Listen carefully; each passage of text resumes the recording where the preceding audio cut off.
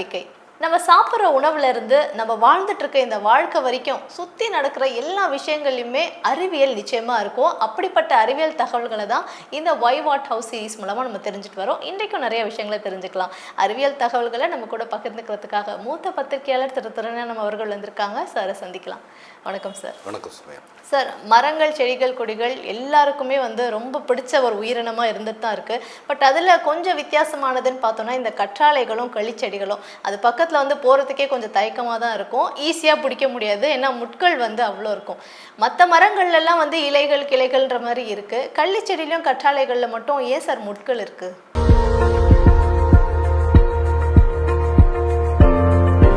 கற்றாழைகள், கள்ளிச்செடிகள் போன்றவை கேக்டை வகை தாவரங்கள் ஆகும். இவை இலைகளுக்கு பதிலாக முட்களை கொண்டிருப்பதற்கு மிக முக்கியமான காரணம் அவை வாழும் வறண்ட சூழலுக்கு ஏற்ற தகவமைப்பு தான் காரணம். இது தண்ணீரை சேமிக்கவும் தற்காத்து கொள்வதற்குமான ஒரு உத்தி. கற்றாழைகள், கள்ளிச்செடிகள் போன்றவை பாலைவனங்கள் அல்லது வறண்ட பகுதிகளில்தான் வளர்கின்றன. அங்கு தண்ணீர் கிடைப்பது மிகவும் அரிது. அவை பெரிய தட்டையான இலைகளை கொண்டிருந்தால் ஆவியாதல் மூலமாக அவை பெரும்பாலும் தண்ணீரை இழக்கும். எனவே குறைவான பரப்பளவை கொண்ட நீண்ட முட்களை கொண்டிருப்பதன் மூலமாக அவை ஆவியாதலை கிட்டத்தட்ட 0 அளவுக்கு கொண்டு வந்து விடுகின்றன. கற்றாழைகள், கள்ளிச்செடிகள் போன்றவை அதிக துவாரம் கொண்ட இலைகளுக்கு பதிலாக தடித்த சதைப்பற்றுள்ள தண்டின் மீதே கவனம் செலுத்துகின்றன. இந்த தண்டுகள் நீரை சேமிக்கும் கிடங்குகளாக செயல்படுகின்றன. இந்த செடிகளில் உள்ள கூர்மையான முட்கள் வேட்டையாடிகளிடமிருந்து தப்பிப்பதற்கான ஒரு பாதுகாப்பு ஆயுதமாகவும் பயன்படுகின்றன.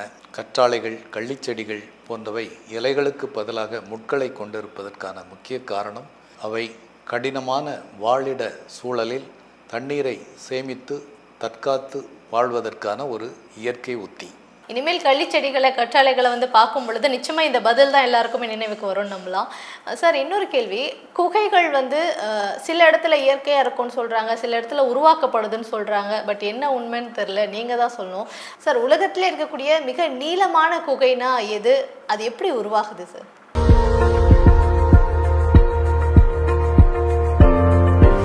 குகைகள் ஆதிகால மனிதர்கள் முதல் மனிதர்களுக்கு எப்போதுமே வியப்பை தரும் புவியியல் அமைப்புகள். உலகின் மிக நீண்ட குகை அமெரிக்காவில் கென்டக்கி மாநிலத்தில் உள்ள மமூத் குகை. இந்த குகையின் ஒரு நீண்ட பாதை 685 கிலோமீட்டர் நீளம் கொண்டது. ஒப்பிட்டு சொல்வதானால் சென்னையிலிருந்து திருநெல்வேலி செல்லும் தூரத்தை விட அதிக நீளம் கொண்ட ஒரு குகை பாதை இது. இந்த மமூத் கேவ் சிஸ்டம் ஒரு தேசிய பூங்காவாகவே அமெரிக்காவில் பராமரிக்கப்படுகிறது. குகைகள் உருவாவதற்கு பல காரணங்கள் உள்ளன. மிக முக்கியமான காரணம் மழை நீரில் பாறைகள் கரைதல். மழை நீர் வானில் உள்ள கார்பன் டை ஆக்சைடு வாயுவுடன் கலந்து கார்பானிக் அமிலம் உருவாகிறது. இது பலவீனமான அமிலம் என்ற போதும் பாறைகளை கரைக்கும் திறன் கொண்டது.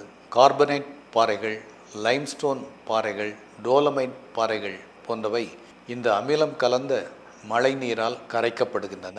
ஆயிரக்கணக்கான ஆண்டுகளாக இந்த கரைதல் நடக்கும்போது மிக நீண்ட பள்ளங்கள் உருவாகின்றன.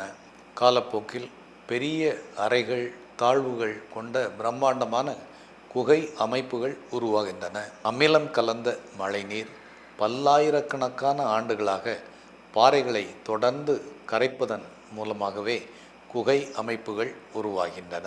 குகைகள் எப்படி உருவாகுது அப்படின்றது ரொம்ப தெளிவாக சொன்னீங்க சார். இன்னொரு கேள்வி. விலாங்கு மீன், எலக்ட்ரிக் ஈல் அப்படின்னு சொல்லுவாங்களே, அது சின்ன மீனாக இருக்குது. அதை விட மிகப்பெரிய முதலை வந்தால் கூட ஒரு எலக்ட்ரிசிட்டியை பாஸ் ஆகி அந்த முதலைக்கே டஃப் கொடுக்கக்கூடிய வேலையை அந்த விலாங்கு மீன் பண்ணுது. ஒரு மீனுக்குள்ளே எலக்ட்ரிசிட்டி அப்படின்றது எப்படி சார் பாசிபிள்? இதை பற்றி சொல்லுங்கள்.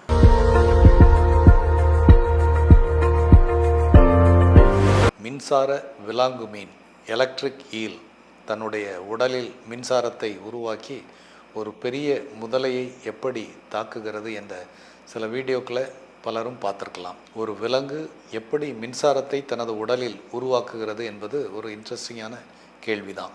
இந்த மின்சார விலாங்கு மீன், எலக்ட்ரிக் ஈல், அதனுடைய உடலில் கிட்டத்தட்ட 80% பகுதி மின்சாரத்தை உற்பத்தி செய்யக்கூடியது. இந்த எலக்ட்ரிக் ஈல் அதனுடைய வால் பகுதியில் 3 முக்கியமான உறுப்புகள் உள்ளன. அவை மெயின் ஆர்கன், ஹண்டர் ஆர்கன், சாக்ஸ் ஆர்கன். இந்த மாதிரி 3 முக்கிய உறுப்புகள்.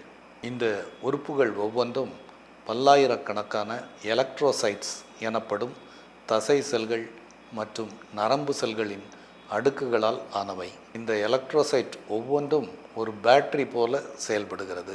இந்த எலக்ட்ரோசைட்டுகளில் அயனிகள் எனப்படும் சார்ஜ் செய்யப்பட்ட துகள்கள் உள்ளன. இந்த எலக்ட்ரோசைட் செல்களின் உள்ளே ஒரு நெகட்டிவ் சார்ஜும் வெளியே பாசிட்டிவ் சார்ஜும் எப்போதும் இருக்கும். எனவே குறிப்பிட்ட அளவு வோல்ட் கொண்ட ஒரு மின்சாரம் அதில் தொடர்ந்து இருக்குது.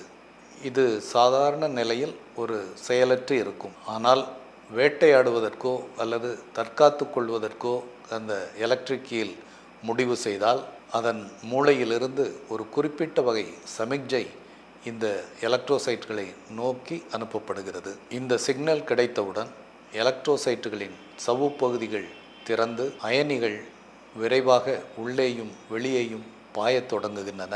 ஆயிரக்கணக்கான எலக்ட்ரோசைட்டுகள் ஒரே நேரத்தில் தொடர்ச்சியாக தூண்டப்படுவதால் 500 முதல் 800 வரை வோல்ட் கொண்ட மின்சாரம் பாய்கிறது. இந்த உயரழுத்த மின்சாரம் தண்ணீரில் பாய்ந்து எதிரியின் நரம்பு மண்டலத்தை தாக்கி தசைகளை சுருங்க வைத்து முடக்கி விடுகிறது.